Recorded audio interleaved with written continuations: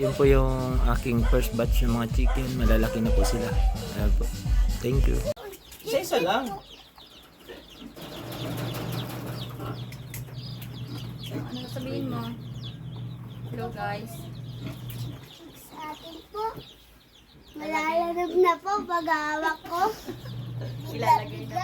Ilalagay na po natin sa Kulungan! para Sa kwarto. kwarto niya. Sa kwarto nila. Para safe po. Para safe po, para mahanap ko na po.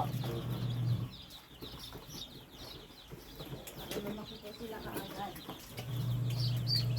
Tingnan mo yung kahoy, ibigay mo kay Coco.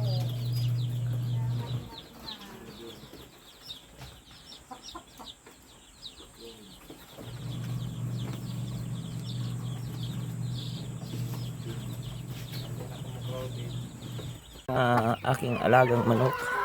Ito po yung first batch na manok ko. Mga nangingitlog na po yan. Nasa 50 plus po yan na manok. Lahat po yan nangingitlog na. Ay, hindi pa po 100%. Nasa 20% pa lang po. Ayan, may pugad po sila dun. Pa-like and share naman po. Pa-heart na din, pa-share. Thank you.